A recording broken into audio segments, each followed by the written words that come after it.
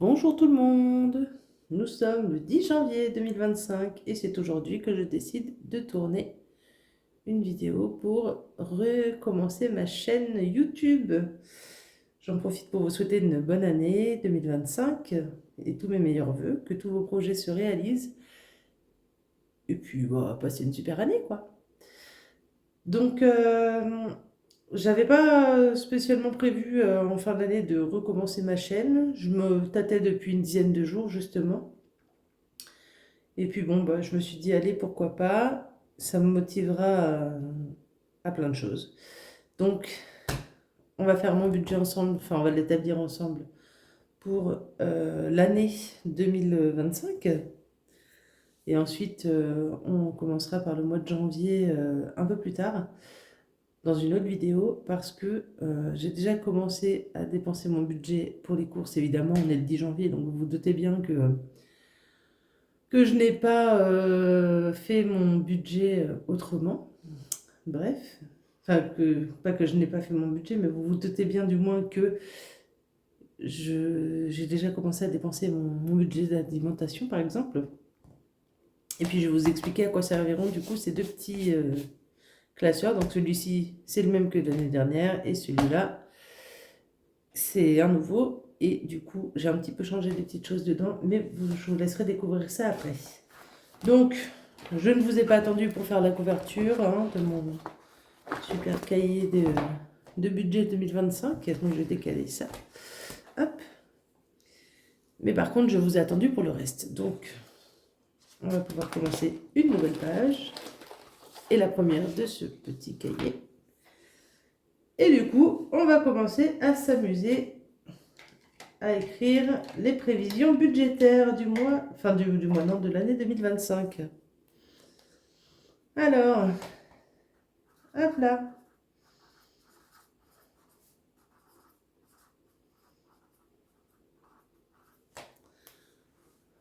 Donc, pas de secret, budget de l'année, avec un petit prévisionnel.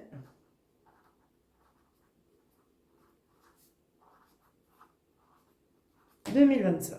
Voilà.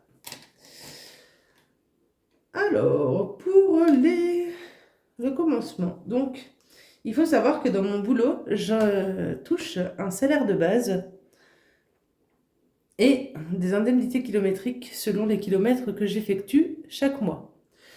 Donc, pour mon budget général, comme c'est fixe, je sais combien je touche, donc on va se baser sur ça pour tous les mois. Vous verrez après, du coup, que pour les indemnités kilométriques que je touche, je les utilise principalement pour le travail et pour mon assurance voiture. Donc, c'est pour ça que vous ne verrez pas d'assurance voiture dans mon budget, ni du gasoil, puisque ce sera après. Donc, ne vous inquiétez pas, il n'y a pas d'erreur, vous allez tout voir. Donc, en salaire de base,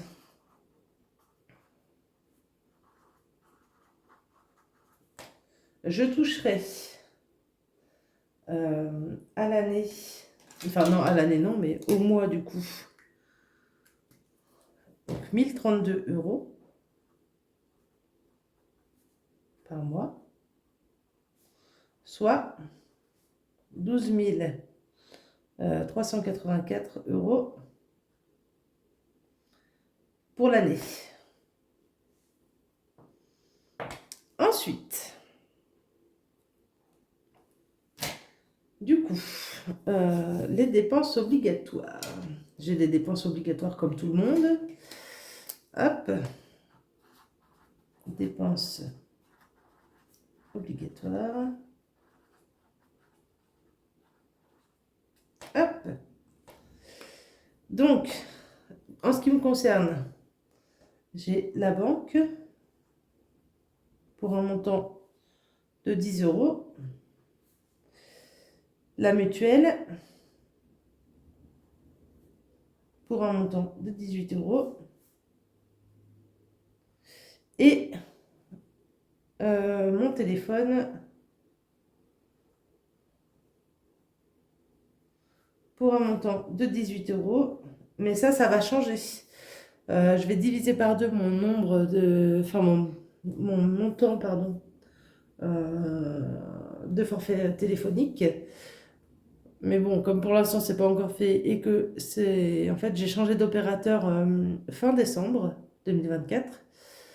Et le réseau étant tellement bon ici que du coup, j'ai décidé de rechanger d'opérateur. Donc, j'étais passée de Soch à Bouygues. Non, à Auchan Télécom, pardon. Donc, via Bouygues, du coup.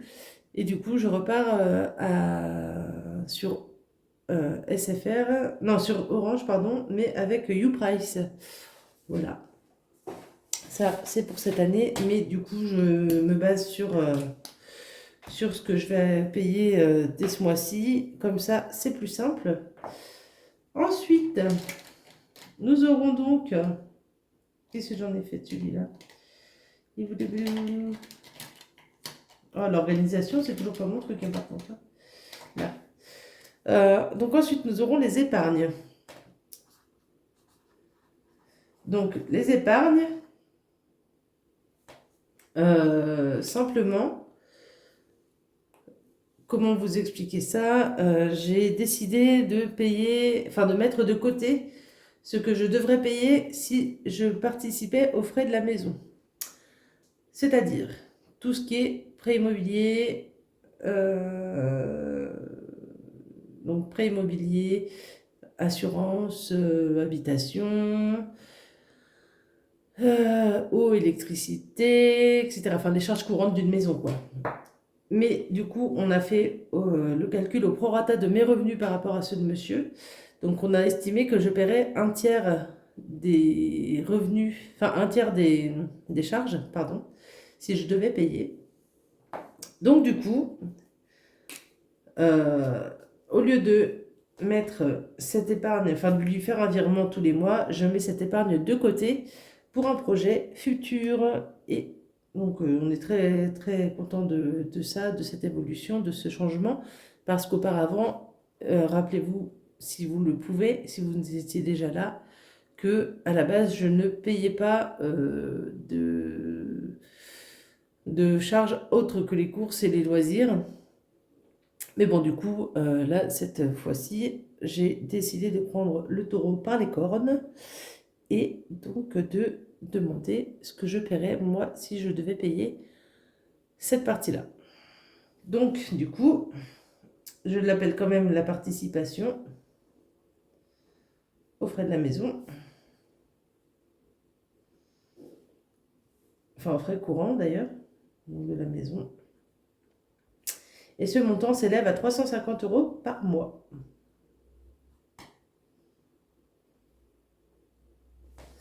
Voilà. Et donc, de base, j'avais une épargne sur mon LEP ou sur un livret, ça dépendra quand il sera plein ou pas ce petit LEP, parce que mon LEP est à un certain montant, il n'est pas encore plein, mais ça va pas tarder.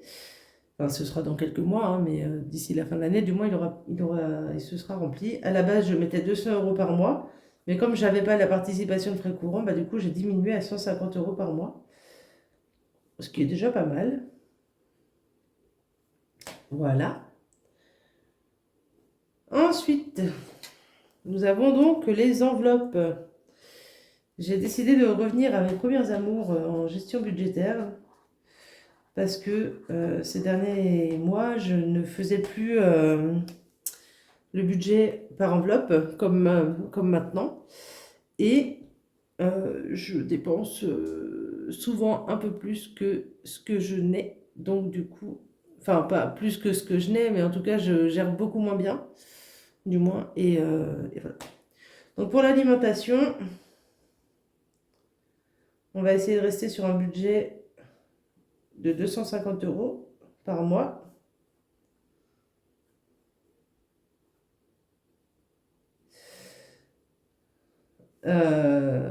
Pour deux, voilà, plus un chien, en sachant que dans l'alimentation, enfin en fait j'aurais dû mettre courses, tout simplement, parce que je prends en compte les produits d'hygiène, les croquettes pour le chien, etc., etc.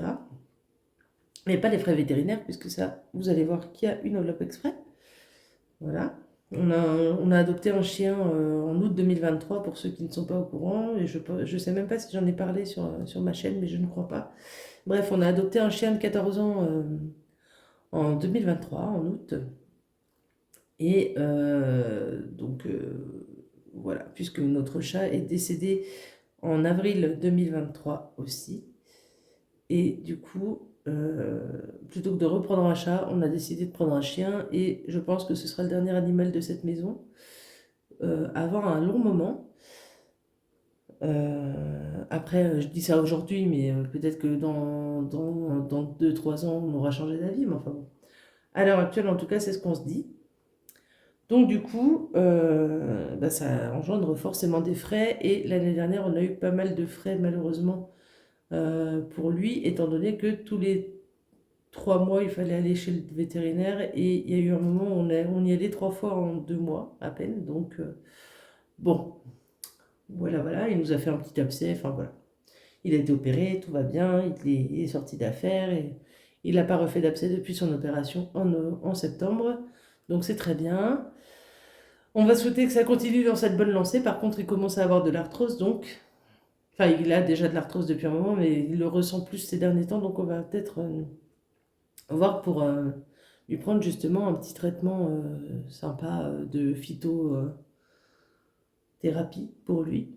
Mais du coup, on n'a pas encore décidé complètement. On a déjà discuté, mais il faut que je cherche, enfin, faut qu'on cherche en fait quel traitement serait le plus adapté pour lui. Donc voilà. Bref, cette petite aparté est en fait.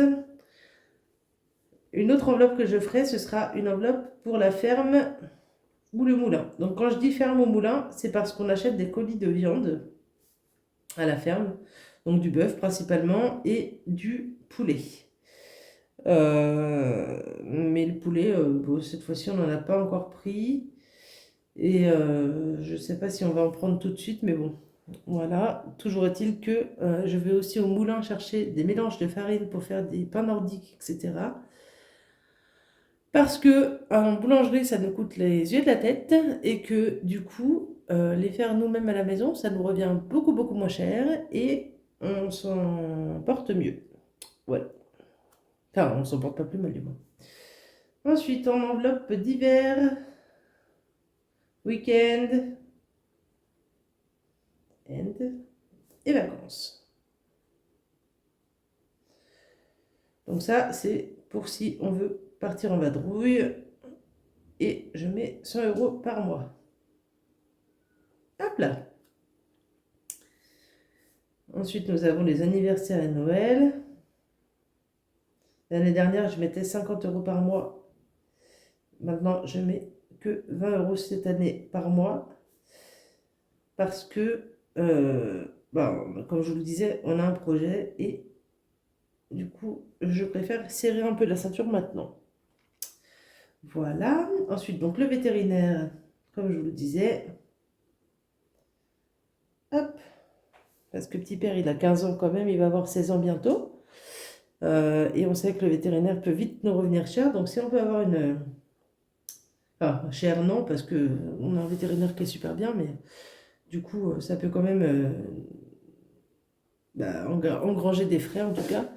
Donc même si ça dépasse, et au moins on a une petite avance de fait. Voilà. Donc on met 40 € par mois. Enfin, je mets 40 € par mois. Parce que là, c'est que mon budget, pas celui de monsieur. Hein. Celui de monsieur, il se débrouille tout seul, il fait ce qu'il veut. Moi, je n'interfère pas dans son budget. Et ensuite, on a une enveloppe maison. Donc ça, c'est pour l'achat du bois pour l'hiver.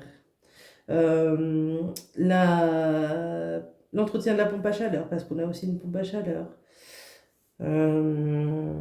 C'est pour... en fait, c'est pour plein de choses, quoi. Finalement, mine de rien, voilà. Au final, on a beaucoup de choses à régler.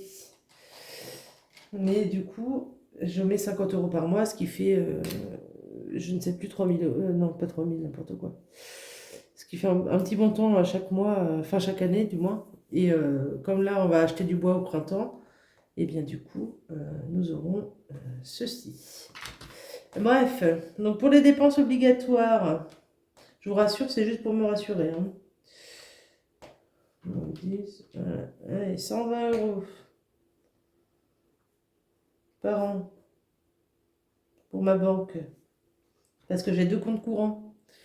Un qui m'est prélevé 2 € et l'autre qui m'est prélevé presque 8 €. Donc ça fait 10 €. Donc voilà. La mutuelle, c'est ma participation à la mutuelle. Tout simplement, hop là, 216 € par an. Et là, on a le même montant, donc voilà. Donc la mutuelle, je suis à 216 € par an. Le téléphone, je suis à 216 € par an. Voilà. Et je vais laisser, comme je vous disais, ce montant-là, parce que je n'ai pas envie de partir sur un mauvais calcul, sachant que ce mois-ci, j'ai quand même un petit décalage, vu que j'aurais payé mon forfait à 7 € plus les cartes SIM en changeant, enfin bon bref, un bon gros bazar. Donc 552 € par an. Et donc ça fait 46 € par mois. Voilà. Donc ensuite pour les épargnes, hop.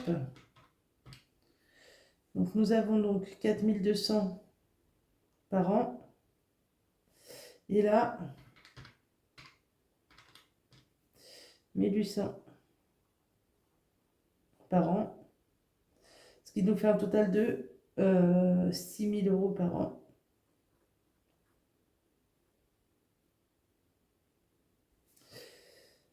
Voilà. Donc, vous voyez, ça va vachement vite quand même. Hein. Ensuite, pour les enveloppes, nous avons donc 3000 € d'alimentation en budget pour l'année. La ferme, on a hop, 240 par an.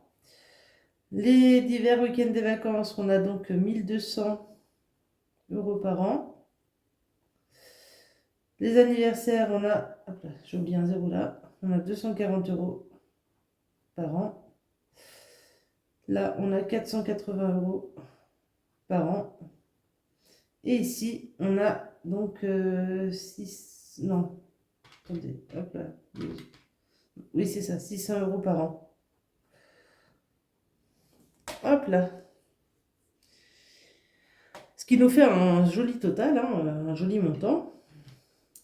Donc, on a 250 plus 20 plus 100 plus 20 plus 40 plus 50. Nous avons donc 480 € pardon, par mois en enveloppe. Donc fois 12, hop là, on a 5760 € par an de budget en enveloppe. Donc ça vous paraît beaucoup, mais je vous assure que de toute façon, ça va vite défiler, donc c'est pas si beaucoup que ça, finalement. Voilà. Donc, en total,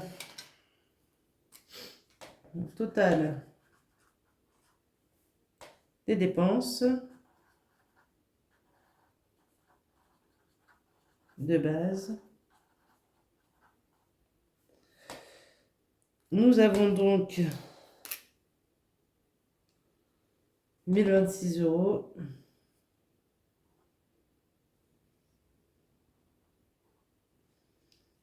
Normalement, hein, si je ne me trompe pas, donc je vais quand même recalculer pour voir, mais bon, 552 plus 6, non, c'est même pas ça, c'est 46 plus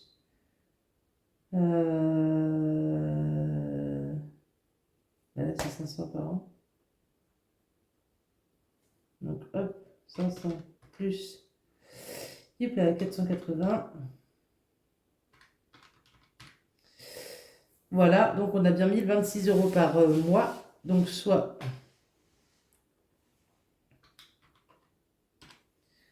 12 312 pour l'année.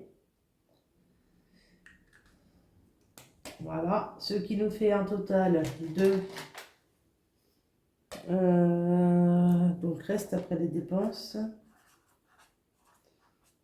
Total après dépenses. Donc nous avons 12 384 moins 12 312.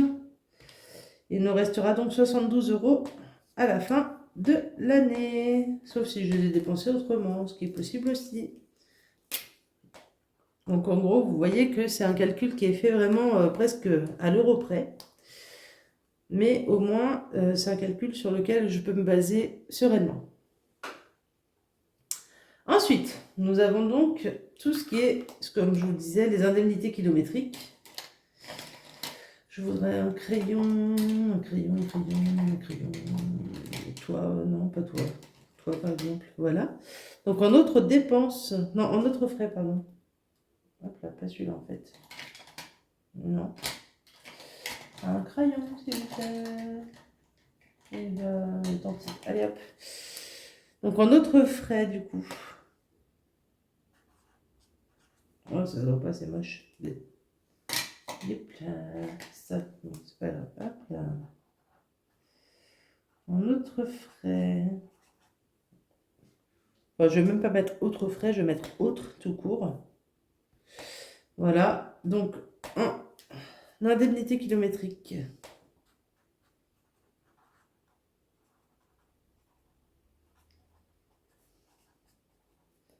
Reçu.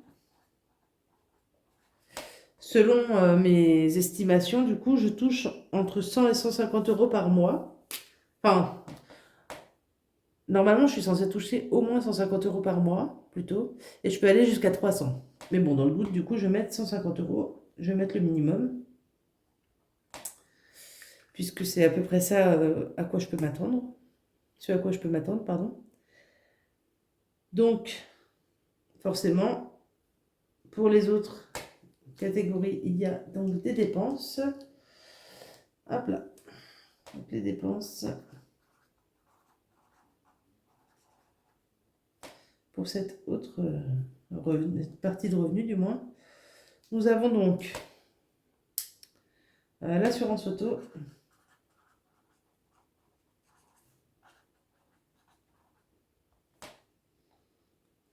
Pourquoi je l'ai écrit avec un stylo, enfin avec un feutre? Non, c'est pas grave. Donc l'assurance automobile qui me coûte 30 € par mois. Voilà. Et le gasoil. Et le gasoil, c'est quelque chose. Hop là.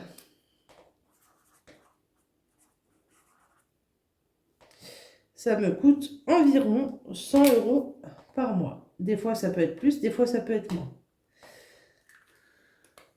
Alors, à savoir que, je vais vous en parler après, mais cette année, j'ai des défis à remplir.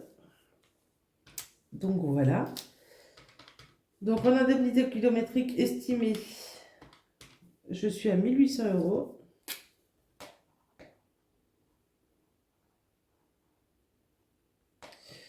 En dépenses, je suis à 130 € par an, du coup, enfin pour l'année. Donc, non, par mois, pardon. Et donc, pour l'année, je suis à 1560 € par an. Voilà. Donc, 360.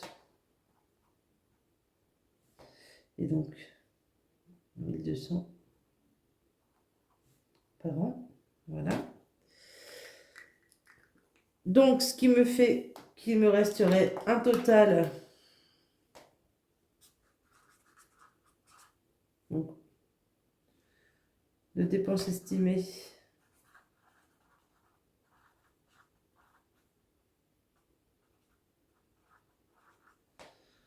à 1560 € du coup, comme je l'ai mis là.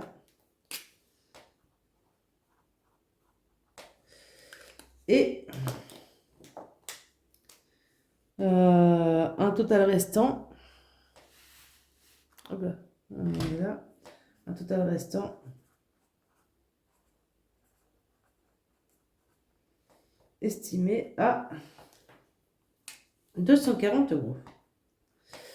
À savoir que ces indemnités-là, kilométriques, me servent également pour faire réparer ma voiture si j'ai besoin. Là, par exemple, j'ai des roulements à changer, donc bah, voilà. Et à la fin de l'année, je suis censée garder pour le mois de janvier ce qui me reste de mes mois précédents. Et donc, pour voir bah, justement, pour pouvoir passer le mois de janvier en premier. Et une fois que le mois de janvier sera terminé et que j'aurai reçu mon nouveau salaire du mois du mois de janvier, finalement, que je l'aurai reçu en février, je devrais normalement changer pas mal de choses. Enfin, pas changer pas mal de choses, mais mettre de côté ce que j'ai reçu, ce qui me restera en fait, tout simplement, de cette prime-là. Mais comme je sais qu'il y a des réparations à faire sur ma voiture, eh bien, tout simplement, je ne vais pas avoir d'épargne à faire normalement. Enfin, je pense. Donc, voilà. À savoir aussi que l'année dernière, je n'ai pas fait de vidéo parce que j'en avais pas la motivation. Et aussi que j'ai eu un accident de voiture. Pas super grave, hein, puisque je suis encore là pour en parler, que je travaille toujours. Mais j'ai été en arrêt quelque temps. Et donc, mon ancienne voiture a cassé, évidemment, puisque, en fait, si vous ne le saviez pas, une bus contre un fossé, ça marche pas. Enfin, une voiture contre une bus de fossé, pardon, ça marche pas. La bus gagne et la voiture perd.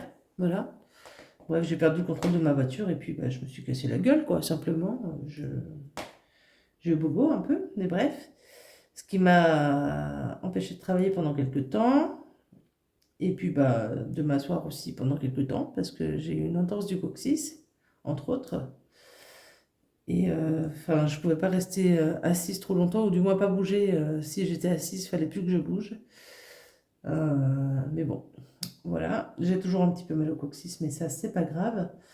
C'est le métier qui rentre, comme on dit. En même temps, quand on est auxiliaire de vie à domicile, on passe beaucoup de temps sur les routes. Donc voilà. Bref, maintenant tout va bien, tout va mieux. Et c'est le principal. Et en avant, Guingamp, en avant 2025. Donc pour cette année, voilà, on est parti sur un petit changement de cahier. Enfin, pas de cahier, mais de classeur, du moins. Donc, j'ai déjà préparé mes enveloppes. Enfin, celle-ci, elle date de l'année dernière, donc c'est pour ça qu'elles sont un peu tachées, mais c'est pas grave. J'ai déjà préparé mes enveloppes que je remplirai du coup à la prochaine vidéo, parce que je vais vous sortir la vidéo aujourd'hui de budget de l'année. Et je compte vous faire une vidéo toutes les 2 semaines si j'y arrive, voire toutes les semaines. Et sinon, ce sera une par mois pour faire un bilan, parce que des fois j'aurai envie, des fois j'aurai pas envie, donc ce sera pas très régulier. Veuillez m'en excuser d'avance. Mais bon, en même temps, je vais pas faire l'hypocrite en vous disant ouais, je vais vous faire une vidéo toutes les semaines, alors que clairement, j'aurais peut-être pas envie ni le temps. Donc bah voilà. Je pars du principe que cette chaîne doit être faite avec l'envie et non pas avec l'obligation. Donc je n'ai pas mon budget avec moi pour tout ça parce que bah, je n'ai pas tout retiré en fait, tout simplement. J'ai juste fait mes premières courses. J'estime à 50 € par semaine, donc j'essaie de respecter ce budget-là. Malheureusement, c'est pas toujours possible, mais je vous expliquerai dans la vidéo suivante que la première semaine n'a pas respecté le budget de 50 €, puisque j'ai dépassé un petit peu, mais il y a une raison qui fait que du coup ça rattrape sur les autres. Enfin bon, bref, vous verrez ça plus tard. Donc pour le budget, enfin pour le classeur du budget, je vous rappelle qu'il n'y a rien dedans pour le moment. Donc il y aura des courses, des divers et vacances. Oui, donc ça, du coup j'ai des petits trackers maintenant que je pourrais remplir. Donc ça c'est chouette. Je les ferai au fil du temps quand je mettrai des sous dedans. Divers week-ends des vacances. Anniversaire et Noël. Voilà, classique. Hein. Le vétérinaire pour mon petit toutou d'amour. Le moulin ou la ferme, donc ça c'est pour, comme je vous disais, les colis de viande ou pour aller chercher de la farine au moulin pour faire mon pain ou mes gâteaux. Et puis le budget maison du coup. Voilà. Tout simplement et tout bêtement. Voilà. Donc ça, c'est bon. Ensuite, on arrive sur un nouveau classeur que j'ai commandé il n'y a pas longtemps, que j'ai reçu hier ou avant-hier, hier je crois. Du coup, je me suis occupée de ça ce matin. Et c'est pour ça que je vous fais cette vidéo maintenant, puisque j'ai fini de préparer tout ça. Hop là. Alors, pour ce petit classeur, c'est un classeur de défis que je vais remplir au fil du temps. Voilà. Et je vais vous dire à quoi correspond chaque défi. Enfin, vous verrez que c'est pas très compliqué. Déjà, je vais vous dire ce qu'il y a comme défi. Donc, il y a le défi des 1 euro, classique. Le défi des 2 euros, celui des 5 euros, 10 euros, 20 euros, 50 euros, 52 jours, et non pas 52 semaines, parce que je vois pas l'intérêt des 52 semaines, et le défi des 100 jours. Voilà, après, il n'y a rien pour le moment, parce que je ne suis pas encore décidée sur ce que je vais faire sur la suite. Je vais peut-être faire le défi des jours fériés ou un truc comme ça, je ne sais pas encore. Bref. Le défi des 1 euro, du coup, des 1 euro et des 2 euros serviront à remplir petit à petit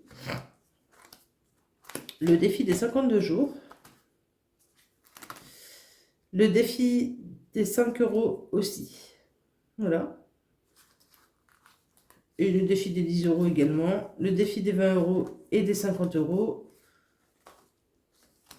et même celui des 10 euros pourront être remplis par les deux premiers défis. Donc le défi de 1 euro et de 2 euros peuvent remplir donc le défi des 52 jours.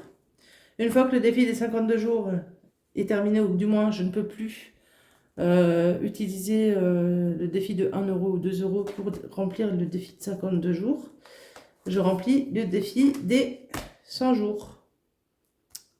Est-ce que vous me suivez ou est-ce que c'est compliqué? Si jamais pour le défi des 5 euros, du coup je peux aller jusqu'à 250 euros. Quand il sera rempli, enfin tous les trimestres du moins, je vais, s'il est rempli, il est rempli, donc je le viderai avant et je le viderai dans les défis 52 jours et 100 jours. S'il n'est pas rempli au bout du premier trimestre, par exemple, et ben, du coup, je verrai comment je répartis. Mais tous les trimestres, je compte changer de défi. Enfin, pas changer, mais remettre les défis à zéro. Le défi de 1 euro et de 2 euros, généralement, c'est ceux qui seront remplis le plus vite, je pense. En tout état de connaissance de cause, de tout le budget et tout. Parce que je sais comment ça part et comment ça vient. Donc le défi des 1 euro, le défi des 2 euros et le défi des 5 euros qui serviront principalement à remplir le défi des 52 jours en premier. Mais tant que le premier n'est pas fini, le deuxième n'est pas commencé. Voilà. Ça veut donc dire que par exemple, sur le défi des 1 euro, je le remplis, mais je ne peux plus rien remplir du tout avec dans le 52 jours. Voilà. Eh bien, je remplis les défis d'avant. Donc 50 euros, 20 euros, 10 euros ou 5 euros. Le défi des 2 euros, même système que pour le premier. Enfin bon, bref, c'est un joyeux bazar, vous verrez ça au fil du temps, mais grosso modo, ça va finir comme ça. Ces défis-là, l'objectif, c'est de tout économiser, de ne rien remettre sur mon compte. Enfin, si, je remettrai forcément sur mon compte à un moment donné, mais du coup, l'objectif, c'est de commencer à économiser pour notre projet. Parce qu'on a un projet, comme je vous le disais, dont je ne vous parlerai pas parce que ça ne regarde que nous. Par exemple, là, l'année dernière, on a refait la cuisine. Donc, voilà, enfin, c'est un truc tout con, mais voilà. C'est quelque chose que j'ai pas envie de partager forcément avec vous. Ne m'en veuillez pas pour ça. Mais du coup, ça nous permettra d'avoir un petit apport quand notre projet pourra se concrétiser. Et c'est pas un projet immobilier non plus. Bref, donc je mettrai, lorsque je ferai les défis, enfin quand je commencerai à remplir mes enveloppes, dans la prochaine vidéo, du coup, je mettrai toutes les bases. Donc, c'est-à-dire à quelle date je commence le défi. Vous verrez que j'antidaterai certainement les trackers, puisque je vais mettre au 1er janvier en fait, parce que bah, tout simplement mes dépenses vont commencer le 1er janvier pour ce mois-ci. Donc c'est QFD. Hein, voilà. Donc bah, c'est tout pour moi pour aujourd'hui. J'espère que ça vous fait plaisir de me voir revenir. Moi en tout cas, ça me fait bien plaisir de revenir tout court. Et puis j'espère qu'on se retrouvera très bientôt dans une nouvelle vidéo. Bonne journée à tous, ou bon week-end, ou bonne semaine, ça dépend quand est-ce que vous me regardez. À bientôt!